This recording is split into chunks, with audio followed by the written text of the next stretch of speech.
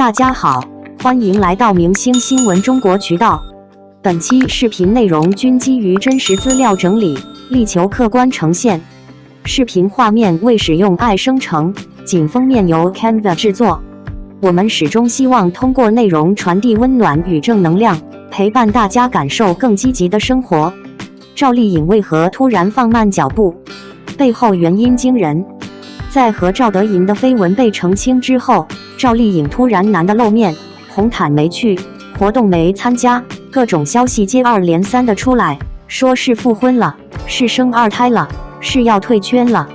前阵子有个圈内朋友提到了她的近况，说她的状态很好，只是安心的过着生活，不折腾。这句话一出，大家就想起了当年冯绍峰对她的评价。现在再听，味道是不是变了？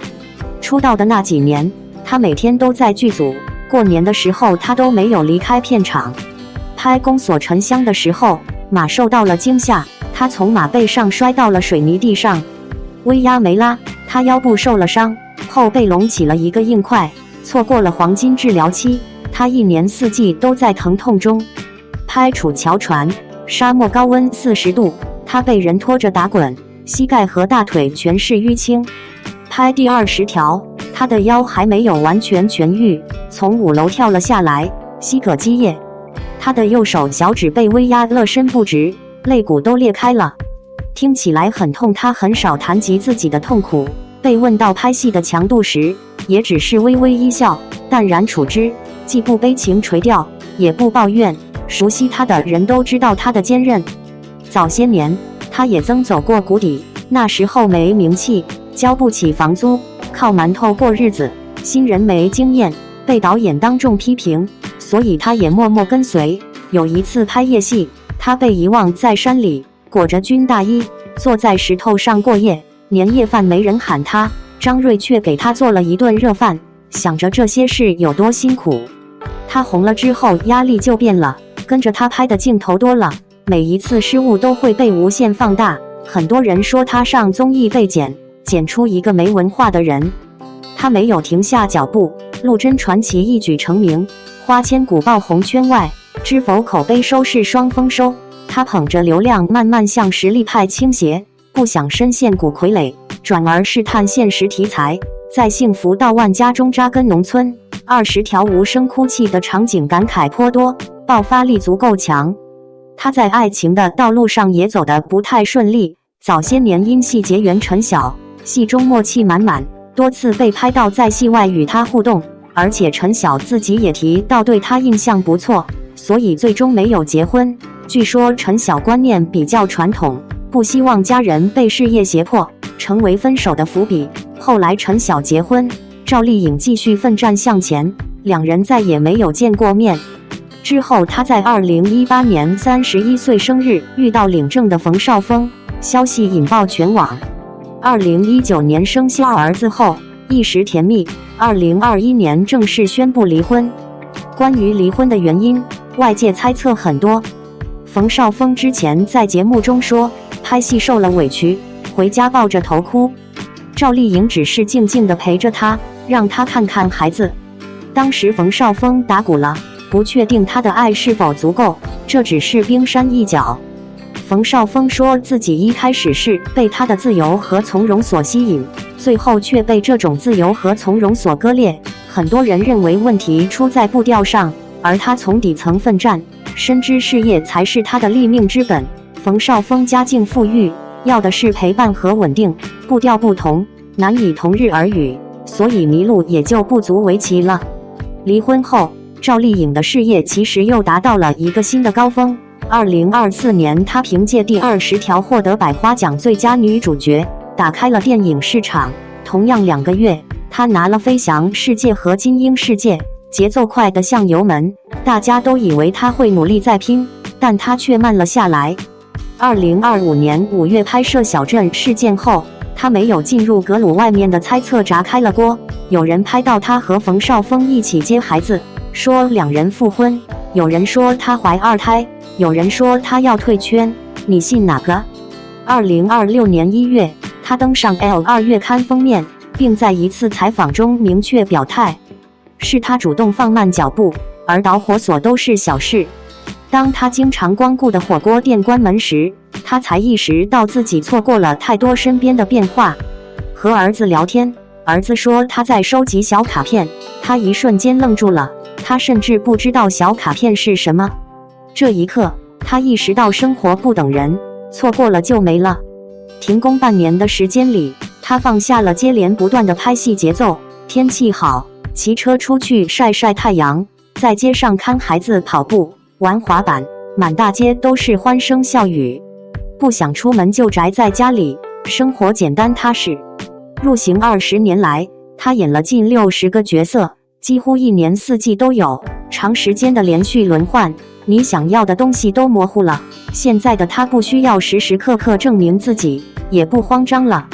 他开始学着停下来一段时间，看看身边的生活，听风，慢慢走，慢慢吃，慢慢和家人聊天，慢慢找到自己。2026年4月，有网友在咖啡馆遇到了他，他穿着朴素，和朋友坐着聊天，没有任何名人架子。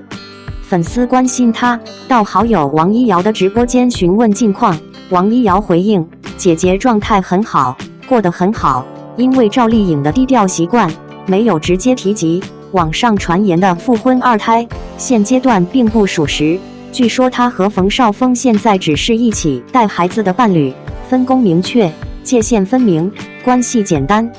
为什么她慢下来了？你现在有点明白了吗？一个人做到一定程度，生意就能做好，该拿的奖也拿了，拼命往前跑不是唯一的选择。停下来，看看房子，知道孩子喜欢的小卡片，记住老火锅店的味道也是一种能力。他之后会选择什么？他会不会再次进组，接更高难度的电影？他会不会永远把生活放在第一位？你想让他走哪条路？是做热播剧的女主角，还是现实中松弛的妈妈？答案留在这里，时间会给我们结果。很多人看到赵丽颖这半年突然放慢了工作节奏，第一反应都是意外。习惯了她1年几部作品，全年几乎都泡在剧组的人，很难相信这样一个拼命三娘，竟然会主动按下暂停键。但认真看完她这些年的经历，我反而觉得这一步来的并不突然，而是迟到了很多年。赵丽颖一路走来，从来不是靠运气站到今天的位置。刚出道时没有背景，没有资源，为了一个角色四处奔波。成名以后，又几乎把所有时间都交给了剧组。从《陆贞传奇》到《花千骨》，从《知否》到《幸福》到《万家》，再到第20条，观众看到的是一个角色比一个角色成熟，却很少有人注意到，他几乎也是一路带着伤坚持拍戏。拍戏受伤，腰伤反复，膝膈积液，手指无法完全伸直，这些事情他很少主动提起，更没有把伤痛当成营销的话题。每次面对采访，他依旧只是轻描淡写的笑一笑，把更多精力放在作品上。这种隐忍，也正是很多观众越来越欣赏他的原因。更让我感触的是，他这些年的转型。娱乐圈里很多演员会一直停留在舒适区，但赵丽颖没有。当古装偶像剧已经足够成功的时候，她选择走进现实题材。幸福到万家里的何幸福，风吹半夏里的许半夏，第20条里的郝秀萍，再到小城大事里的基层干部，每一步都意味着放弃更轻松、更安全的路线，重新接受观众最严格的审视。有人质疑过她，也有人否定过她，但她从来没有靠解释证明自己，而是一部戏一部戏慢慢回应。所以当事业已经来到新的高度之后，她突然慢下来，我一点都不觉得奇怪。真正让我印象最深的，不是各种关于复婚、生2胎、退圈的传闻，而是她后来提到的一件小事。她发现自己常去的一家火锅店关门了。儿子说喜欢收集小卡片，而他竟然不知道什么是小卡片。就是这些看起来微不足道的生活细节，突然提醒了他，原来这些年自己一直在往前冲，却错过了很多身边正在发生的事情。这一刻，很多人终于理解了他为什么选择休息。其实，一个演员最难的，不是拼命工作，而是在事业最顺的时候，依然有勇气停下来。娱乐圈一直推崇不能停不能掉热度，仿佛只要离开大众视线几个月，就会被新的流量取代。但赵丽颖偏偏选择了另一条路，她没有急着接下一部戏，没有不停出席活动，而是骑车晒太阳，陪孩子，和朋友喝咖啡，去感受那些曾经因为拍戏而忽略的普通日常。这种松弛，并不是没有事业心，而是经历了20年的奔跑之后，她终于知道，人生不能只有工作。很多人都会提到冯绍峰曾经说过，他是一个很自由、很从容的人。过去大家未必理解这句话，如今回头再看，或许能够体会其中的一部分含义。他始终知道自己想要什么。年轻时，他知道事业是安身立命的底气，所以拼尽全力。如今，他同样知道，生活、家人、陪伴也是人生的一部分，所以愿意放慢脚步。这并不是放弃，而是另一种成长。至于网上那些关于复婚、生二胎、退圈的各种猜测，截至目前都没有得到可靠证实。外界能够看到的，只是他和冯绍峰共同照顾孩子，以父母身份承担责任，而不是网络传闻里的各种剧情。相比不断猜测明星私生活，我更愿意把关注点放回他本人。因为真正值得讨论的，从来不是八卦，而是他这几年带给观众的变化。以前的赵丽颖总是在证明自己，现在的赵丽颖好像终于不用再证明什么了。她已经拥有观众认可的代表作，也收获了属于自己的荣誉。对于现在的她来说，再快一点，再多拍一部戏，也未必比陪孩子聊天、和朋友喝一杯咖啡更重要。有人担心她会不会因此淡出影视圈，我倒觉得不会。像赵丽颖这样的演员，真正离不开的是角色，而不是曝光率。等她休息好了，遇到真正值得出演的剧本，我相信她依然会回来，而且会带着更成熟、更沉淀的状态站到观众面前。因为真正优秀的演员，从来不是一直奔跑，而是知道什么时候该全力以赴，什么时候该停下来积蓄力量。或许这就是赵丽颖如今最让人欣赏的地方。她没有输给年龄，没有输给流量，更没有输给外界的各种声音。她只是终于学会把人生的节奏掌握在自己手里。而这样的赵丽颖，也许比任何时候都更加从容，也更加令人期待。复婚生二胎真相大白，仅2个月，赵丽颖现状曝光，原来冯绍峰没说谎。赵丽颖消失8个月后现身，彻底放松成焦点。对娱乐圈习惯了营销和高频曝光的观众来说，赵丽颖这4个月的消失多少让人有些意外。结果7月中旬，她在上海记饭西活动现场一亮相，黑色吊带裙和轻松的带着笑的状态，转瞬就让热搜沸腾起来。很多人说，看她的生图，比造型还吸睛的是那种彻底松弛下来后的从容。不少粉丝甚至感慨，这一次的赵丽颖是这些年最自在的样子，状态明显和前几个月的网络风向形成反差。5月份，网络还流传她和冯绍峰一块送孩子上学的视频，各类怀二胎、复婚等传言一时间满天飞。营销号甚至批出了一张假 B 超单，生怕大家不信。工作室辟谣声明挂在网上，评论区还是能看到大家讨论他的私事。真正吸引好奇心的，其实是大明星凭啥突然掉线这么久。毕竟赵丽颖出道20年，角色将近60个，过去是一部接一部的拍，几乎全年无休。但和很多女演员无端被边缘化不同，赵丽颖的消失是主动选择的结果。她在 L 的一次采访中提到，自己停工8个月是某个普通瞬间才下的决心。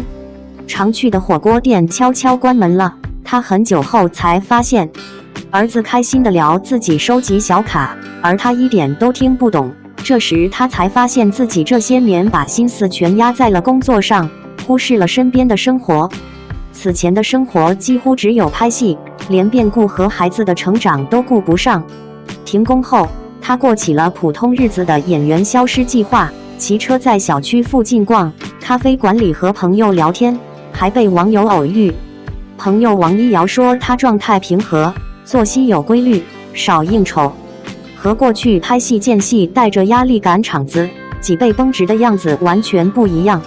这种切换对很多顶流女演员其实并不容易。之前孙俪在小长假带娃旅行，拍戏进度也放缓过。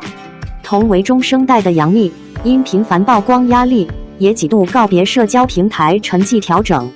有的明星在转型期被误解掉队，但赵丽颖用松弛和低调反而赢得了更多好感。其实她能对得起打拼的标准。跑龙套时没钱交房租啃馒头，夜戏剪不断，就在深山片场独自守一晚，被黑稿围攻也就闷头苦干。拍宫锁沉香时薇娅出问题，落下脊椎伤，她赶进度错过治疗，一眼就是10几年带伤上阵。就算综艺镜头被剪出负面舆情，全网风评一片冷，她照旧一头扎进剧组。今年拍了小成大事，还亲自拍摄澎湖海战的大场面动作戏，不用替身。一到红毯和商业活动，自己不抢镜，穿搭和妆发主打自然，仿佛广告里走出的人就是日常的自己。8个月没出现在影视或代言阵线，不少网友猜他是不是因为婚变和舆论压力选择退圈。但以冯绍峰为例，两人离婚后一前一后有了各自的全新作品。冯绍峰前阵子凭原地逃离塑造了完全不同于以往的复杂角色，风格和过往家族轻松戏路相反，圈内评价还不错。两人分开后没互黑，没消费孩子，只负责分头照顾，媒体蹲点想拍负面也无机可乘。和一些艺人离婚后拉扯不清不同，他们的育儿和感情彻底划清界限，让不少人在娱乐圈内外看到理性拆分夫妻关系的新模板。值得注意，不是所有明星松弛下来都能获得正向舆论。反观曾以佛系大女主著称的高圆圆，2019年婚后也曾选择低调回归家庭，减少公开活动。但长时间的隐退让观众逐渐丧失关注点，再次复出时市场反响平平，角色影响力一度弱化。有时沉淀自我反而带来热度下滑的风险，并不适合所有明星，也让一些粉丝担心赵丽颖会不会就此不再复出。不过，赵丽颖的长线优势在于过硬的事业积累和韧性。她离婚后顶住婚姻失败评论，继续接戏，主演的电视剧《幸福到万家》风吹半夏，一个收视口碑双赢，一个入围白玉兰奖提名，只是和最佳女主失之交臂。未见她回应失落，反而低调继续默新戏。她拿过百花奖最佳女配、飞天金鹰视后，已是大满贯代表明星之一。38岁时主动选择8个月职业间歇，更多像一次自我校准和修整。复工后，她首选时尚场合亮相，没有刻意推销新作品，不提未来计划，也没有过度炒作。这种让人感觉像邻家姐的回归方式，引得不少不追星的人也开始留意她的松弛感和淡淡的安全感，顺势被拉入账号热议，实际上也带来了正面人设加分。看下来，赵丽颖的8个月主动消失，没有把复出变成大事件，也没把生活当成朋友圈营业。她的转身和释然，既是明星转型大潮下的缩影，也在潜移默化影响着行业对公众女性和事业平衡的新观感。大家都在问，赵丽颖会不会再拍什么突破性的作品？说到底，随心而动才是这种顶流最宝贵的自由。很多人看到复婚生2胎这些标题时，第一反应都是点进去看看真假。但把整件事情了解完之后，才发现真正值得关注的，从来都不是那些真假难辨的传闻，而是赵丽颖如今面对生活和事业时展现出来的心态变化。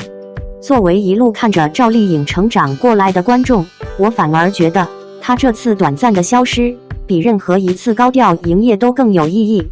娱乐圈一直都是一个害怕沉默的地方，很多演员生怕几天没有曝光就会被遗忘，所以不停参加活动、直播、综艺，保持存在感。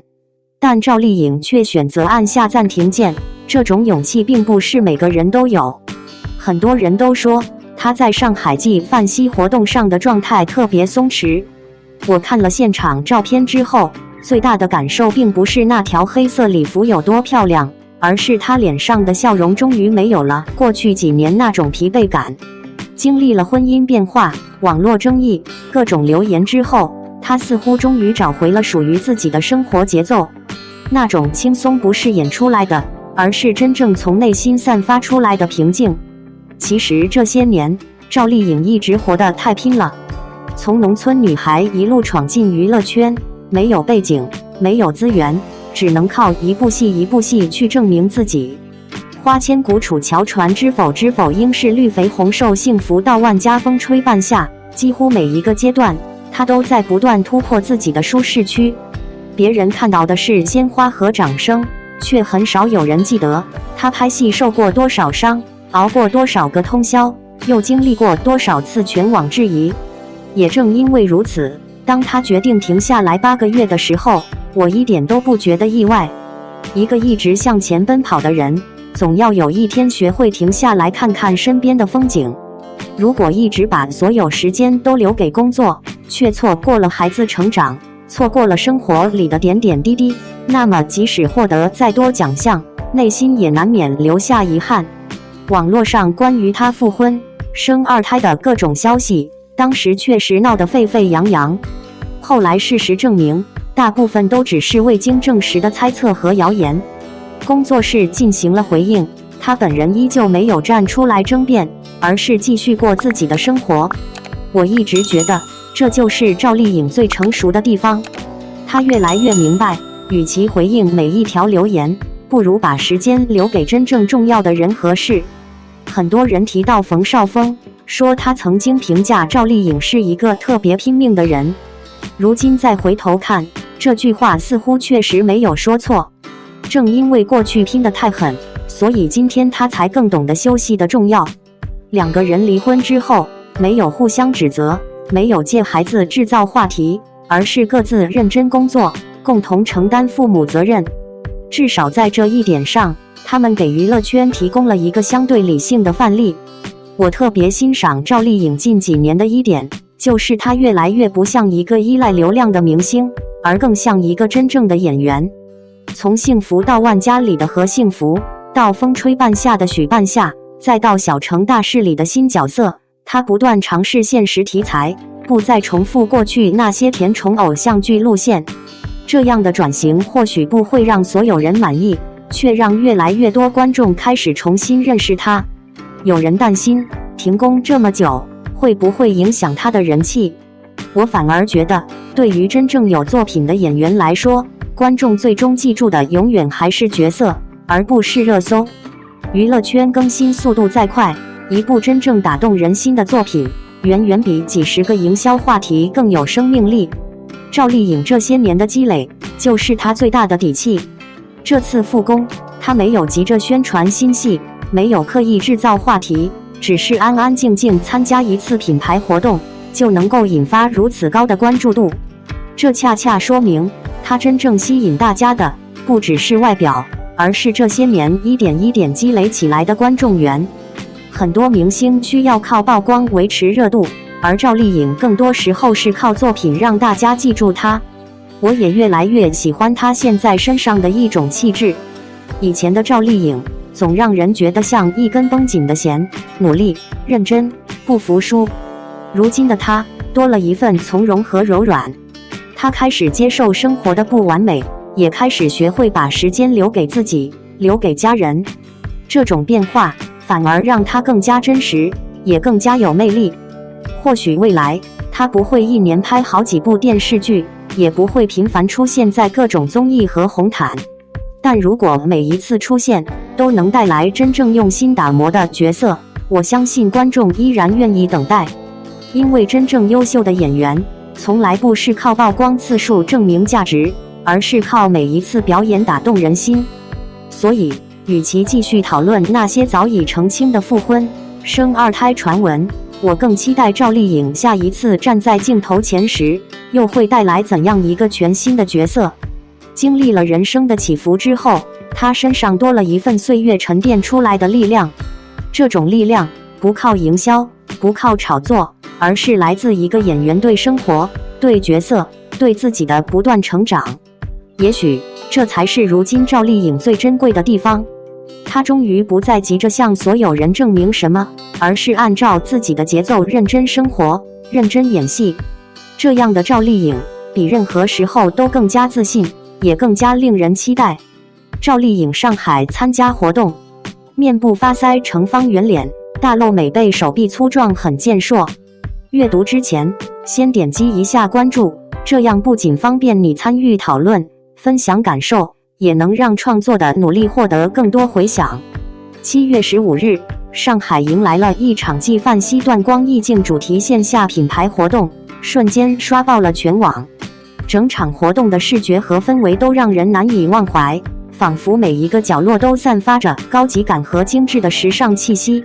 纵观全场，最直观的感受便是时尚品味与艺人的咖位、流量紧密挂钩。不同艺人的穿搭是否得体，气场是否足够，差距清晰可见，让人一目了然。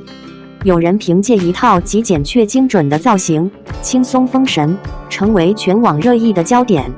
也有人颜值在线，却因平价质感穿搭拖累整体效果，让精心化的妆容大打折扣。这不仅是一场品牌活动，更像一面镜子，毫不留情地映射出娱乐圈顶流与小咖之间的真实差距。最令人意外的反差，当属新生代演员王颖璐的现场造型。她当天以一身全套牛仔亮相，上身短款牛仔外套叠穿纯白衬衫，简约干净，下身搭配同色系牛仔长裙。单看搭配思路并没有明显问题，但在高清镜头下，整体质感却显得捉襟见肘。这套牛仔装缺乏高定的挺阔感，更像是市面上常见的平价网红款，廉价感扑面而来。问题的核心并非款式老旧，而是风格与个人条件以及活动场景严重不匹配。王颖璐身形偏瘦小，无法承托牛仔材质的硬挺质感，整套穿搭与她的身形脱节，反而显得娇小，缺乏气场，整个人透出一种小家子气的感觉。更可惜的是，她当天的妆容极为精致，完全是千金大小姐的质感，但却被一身廉价牛仔拖了后腿，白白浪费了她的颜值和状态。本次活动的亮点之一是花样滑冰运动员丁香园的跨界亮相。18岁的丁香园是国内花滑新生代潜力选手，颜值与身材在体育圈中一直颇具优势。这次首次受邀出席高奢时尚活动，无疑是一次跨界破圈，引发了网友的广泛关注。他选择了经典的学院风穿搭，黑色修身毛衣简约大气，搭配利落的格纹半身短裙，配色高级，整体造型与他的年龄和气质完美契合。长期运动的优势在他身上表现得淋漓尽致，双腿纤细修长，线条均匀，身姿挺拔舒展，整个人散发出青春的活力。在妆发方面，他也精准踩中了甜美风格的审美，花苞头清爽减龄，五官精致，肩颈线条流畅，甜度满分。唯一的小瑕疵是配饰略显抢眼，他佩戴的方形耳饰与温柔甜美的学院风造型略显冲突，略微拉低了整体的精致感。丁香园的最大短板并不在颜值或穿搭，而在于缺乏时尚活动的现场经验。作为运动员，他极少参与此类活动，因此显得有些紧张拘谨，不主动互动，也不抬头面对镜头，姿态略显僵硬。也正因此，整场活动中他几乎没有正面高清镜头，更多呈现的是侧身、背影或低头的画面，让许多网友看后直呼可惜。若说前两位嘉宾各有瑕疵，那么活动的绝对焦点无疑是休整数月后首次公开亮相的赵丽颖。作为纪梵希全球彩妆及香氛代言人，她压轴登场，凭借一己之力瞬间提升了全场的时尚质感，引爆全网话题。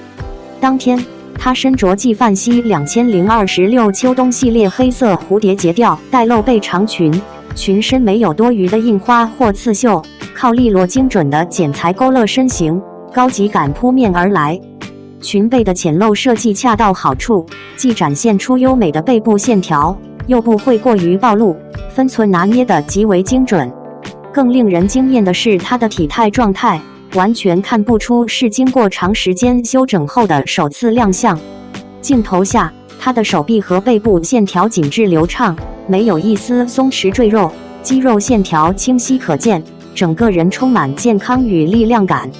发型搭配同样出彩，法式眉上刘海，短发利落飒爽，干净又带几分乖巧可爱，完美为整体造型加分。不过，人红是非多，在全网赞誉的同时，也有网友提出不同看法。注意到赵丽颖面部状态略有变化，脸型偏方圆，下颌线条不再清晰，看起来像是发腮。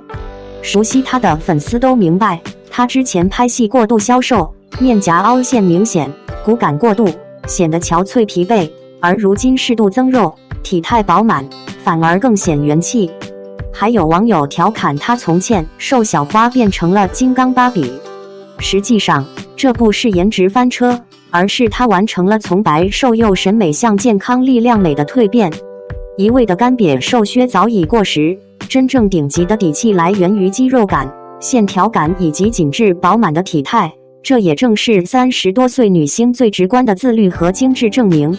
整场纪梵希活动下来，3位嘉宾的造型与状态差距，真实地折射出娱乐圈与时尚圈的生存法则。老话常说，台上1分钟，台下10年功，在时尚舞台上同样适用。所有的气场与穿搭适配度，都是长期沉淀的结果。新人若想在时尚圈站稳脚跟，不仅需要颜值硬件，更需打磨审美，积累气场，提升临场能力，缺一不可。赵丽颖这次在上海纪梵希活动上的亮相，我看完最大的感受并不是她是不是发腮了，而是觉得她终于不用再为了迎合所谓白瘦幼的审美去折腾自己了。不知道大家有没有发现，这几年关于赵丽颖的讨论总是离不开身材和脸。瘦的时候，有人说她太憔悴，没有胶原蛋白；稍微圆润一点，又有人说她发腮了，脸变方了。可真正静下心来看这次活动的视频，而不是只盯着几张高护截图，就会发现她整个人散发出来的是一种久违的松弛感。这种状态其实比任何精修图都更难得。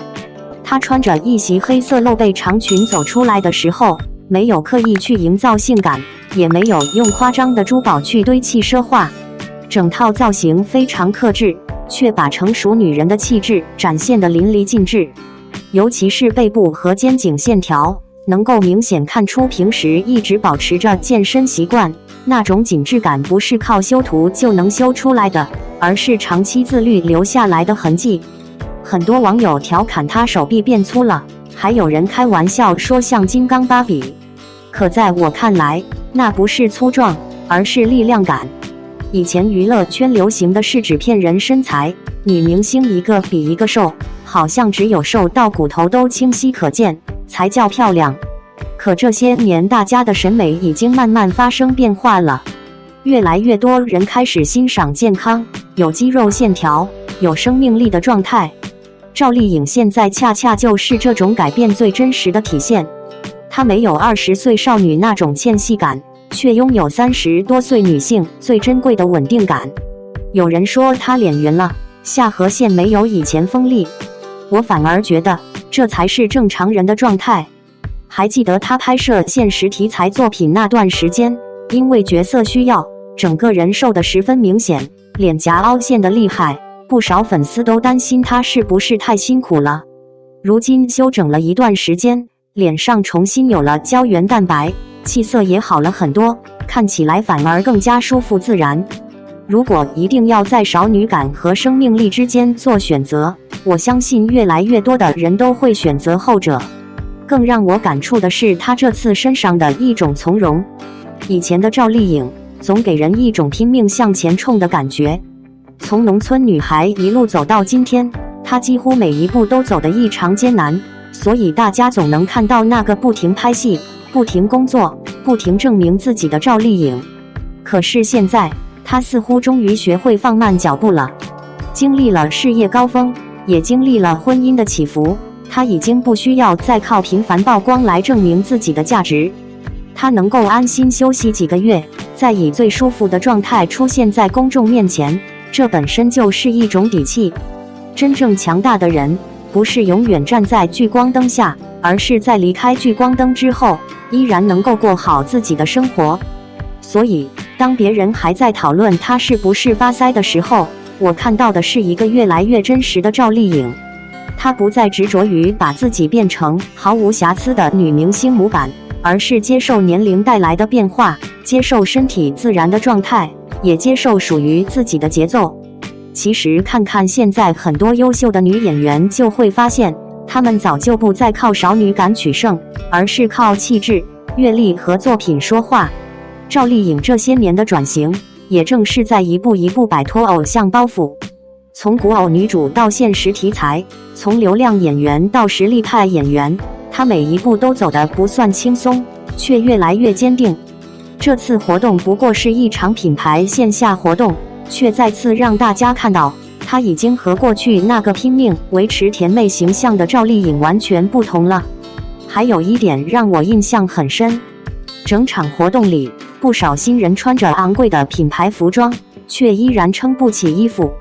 而赵丽颖站在那里，即使没有过多动作，仅仅一个眼神，一个转身，就能让人把注意力全部放在她身上。很多人以为这是衣服漂亮，其实真正漂亮的是人赋予了衣服灵魂。时尚从来都不是穿上奢侈品牌就够了，而是人与服装互相成就。赵丽颖这些年经历了无数红毯，也经历了角色带来的成长，如今身上多出来的那份沉稳、自信和松弛，才是真正无法复制的高级感。所以，与其纠结她是不是发腮，不如认真看看她现在的状态。脸圆一点又怎样？手臂有肌肉又怎样？真正吸引人的，从来不是极致销售，而是健康、自信和充满生命力的样子。赵丽颖这次亮相让我更加相信，一个演员最好的保养，不是永远停留在20岁的模样，而是在每一个年龄都活出那个阶段最舒服、最真实的自己。这样的赵丽颖，也许已经没有了少女时期的青涩，却拥有了时间沉淀后的温柔与力量。而这种力量，比任何所谓的少女感都更加耐看，也更加令人欣赏。赞声与骂声齐飞。赵丽颖纪梵希活动造型惹争议，极简去甜味为何让粉丝吵翻天？近期，赵丽颖出席纪梵希线下活动的一组造型，在网络上掀起热烈讨论。由化妆师新淼 Chen 与发型师方可 Frank 联手打造的这身装扮，整体呈现出一种干净利落的极简风格，被业内评价为大胆尝试了去甜味的视觉路线。在妆发设计上，化妆师摒弃了以往偏向柔和、甜美的彩妆思路，转而利用清透底妆与克制色彩，突出面部古香的立体感。发型师则配合以紧贴头皮的利落盘发，去除了多余的碎发修饰。这种将繁复元素全部剥离的极简美学，让赵丽颖的整体气质增添了冷峻与疏离感，获得了不少路人网友与时尚博主的普遍好评，认为这种化婆为简的处理方式极大提升了她的气场。然而，这组本该在时尚层面获得高分的造型，却在粉丝群体内部意外引爆了一场尖锐的对立与争论。争论的核心焦点并非造型本身的美丑，而是集中在高级感出圈与资源档次不足的矛盾上。部分粉丝认为，这种极简的去甜味风格精准捕捉到了当下的高质感审美趋势，能够帮助赵丽颖在众多花旦中脱颖而出，以一种更具质感的方式实现时尚层面的出圈，是向上突破的成功尝试。另一部分粉丝则表达了强烈的不满与焦虑。在他们看来，这种极简风格虽然在一定程度上迎合了所谓的高级感，但在实际活动途中却显得过于素净甚至寡淡。这部分粉丝尖锐地指出，高级感往往需要顶级的品牌高定服装、奢华的珠宝背书以及极致的打光舞美来共同支撑，单靠做减法的妆发只会放大活动中其他环节的短板。这场由一次活动造型引发的争议，本质上映射了当下娱乐圈粉丝心态与时尚评价体系之间的深层错位。对于造型师而言，根据艺人特质与品牌调性进行风格转换是专业范畴内的正常操作，极简风的走红也是时尚圈周期性更迭的必然产物。但对于深度带入艺人发展的粉丝而言，每一次公开亮相的妆造都被视为衡量其商业价值与行业地位的标尺。粉丝对妆造团队的苛责，往往是对艺人整体商业资源焦虑的转移。从更宏观的视角来看，赵丽颖此次尝试极简去甜味风格，无论争议如何，都展现了其在风格探索上的意愿与突破自我的决心。在喧嚣的饭圈争论之外，大众更应将目光放回造型本身所传递的美学价值。在时尚审美的演进过程中，多一些包容与沉淀，少一些资源捆绑的对立，或许才能让公众人物的时尚表达回归纯粹的视觉艺术本质，也让艺人能够在更从容的环境中完成属于自己的风格蜕变。很多人看完这场继饭西活动后的讨论，都把焦点放在了好不好看上，但在我看来，这一次赵丽颖真正值得关注的，从来不是她到底有没有保持过去那种甜美，而是她终于愿意主动走出大家最熟悉也最安全的舒适区。关注赵丽颖这么多年，会发现她这些年的变化一直都有一个共同点，那就是从来不会停留在别人替她定义好的形象里。早年的她，因为圆圆的小脸、温柔的笑容，被无数观众称作甜妹。那时候大家喜欢她，是因为她身上有一种天然的亲切感。但随着年龄增长和作品积累，一个演员如果永远停留在同一种风格，反而容易陷入审美疲劳。这次继饭西活动上，她没有选择浓艳的妆容，也没有堆砌夸张的珠宝，而是用最简单的妆发去呈现整个人的状态。很多网友第一眼觉得不够惊艳，甚至有人说妆发让她少了少女感。但认真看完整组照片之后，我反而越来越理解这套造型想表达的东西。真正的极简，从来不是简单，而是敢于做减法。没有厚重的刘海修饰，没有刻意制造少女感，没有大量配饰去吸引视线，所有人的目光都会自然落到演员本人身上。脸部轮廓、眼神、气质、站姿都会被无限放大，这其实比华丽造型更难驾驭。当然，我也理解不少粉丝为什么会产生焦虑。如今娱乐圈的红毯早已不仅仅是在比衣服，更像是在比品牌资源、珠宝等级、摄影团队、灯光舞美，甚至连媒体修图都会影响大众第一印象。当大家看到别人穿着高定、佩戴高级珠宝，而赵丽颖却选择如此克制的路线时，自然会担心是不是资源不够，是不是团队不给力。可是如果把所有问题都归结到妆造，我觉得多少有些偏离了重点。时尚从来不是把所有昂贵元素都堆在身上，而是让服装、品牌和人物形成统一表达。这次继饭西本身强调的就是简洁、冷静、现代的品牌气质。赵丽颖没有继续复制过去大家熟悉的甜美路线，而是主动配合品牌完成风格转换。我反而觉得这是对品牌最大的尊重，也是作为代言人应该具备的专业态度。其实这些年赵丽颖一直在慢慢改变，从影视作品里的角色到公开活动里的造型，她越来越少去迎合外界对她必须甜必须少女的期待，而是尝试更多成熟、克制、有力量感的表达方式。这样的改变或许不会第一时间赢得所有人的掌声，却能让大家看到一个演员不断成长的轨迹。网络上还有不少人讨论她是不是脸圆了，是不是没有以前瘦了。我倒觉得，一个长期拍戏、认真生活的人，状态本来就会随着年龄和生活节奏发生变化。真正打动人的，从来不是永远停留在20几岁的模样，而是能够坦然面对每一个阶段的自己。赵丽颖现在给人的感觉已经越来越像一个成熟演员，而不是靠外貌制造话题的明星。她可以接受争议，也愿意尝试不同风格，即使知道有人会不喜欢，也不会因为害怕评价而退回最安全的路线。这种勇气本身就比一套零争议的造型更加难得。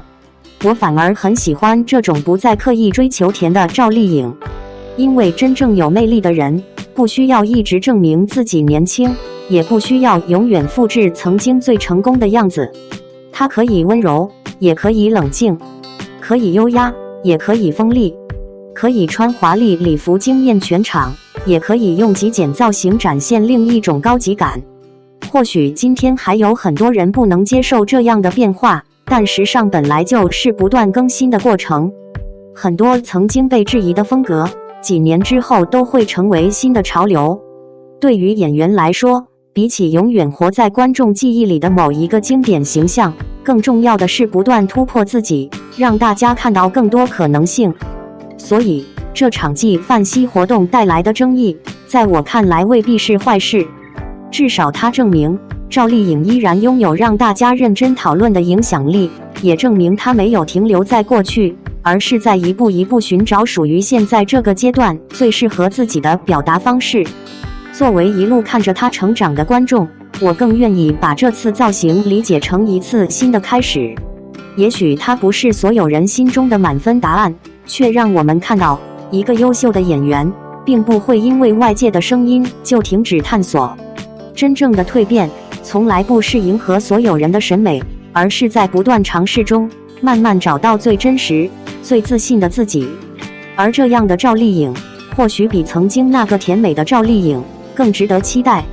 休整数月露面，赵丽颖这身黑裙赢的不只是美。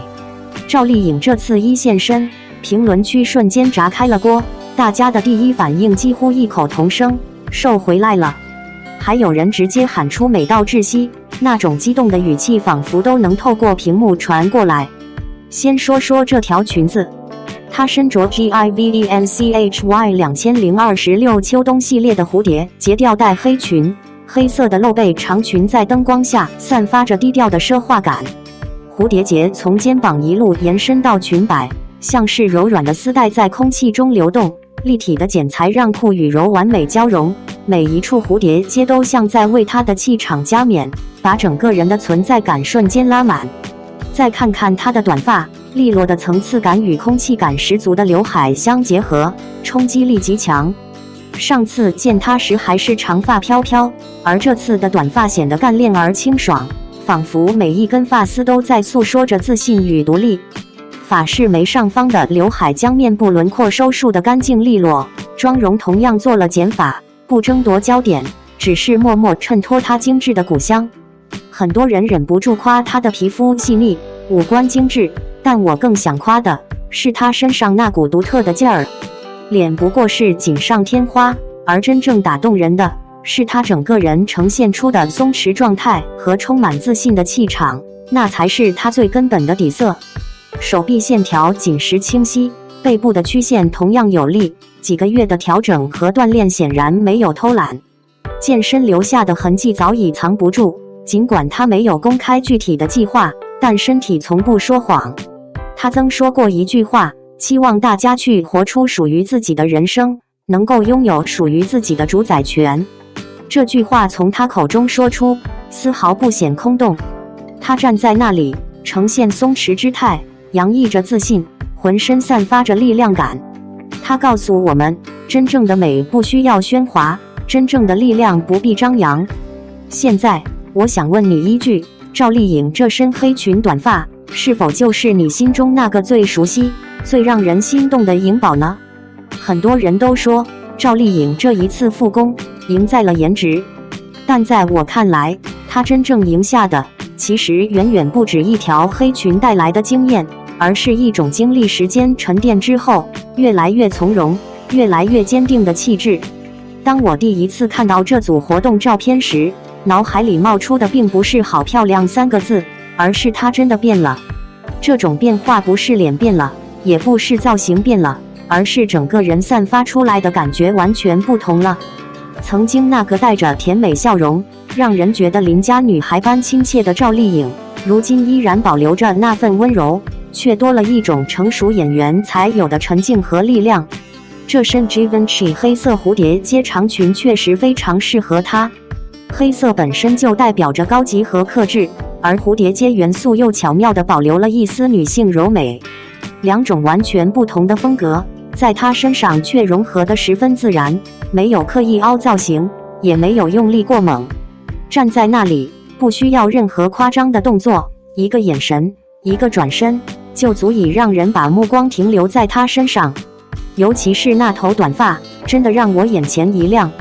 娱乐圈很多女演员换短发，多少都会让人觉得是在追求新鲜感，但赵丽颖这次却像是在告诉大家，她已经不再依赖过去那个甜美可爱的标签。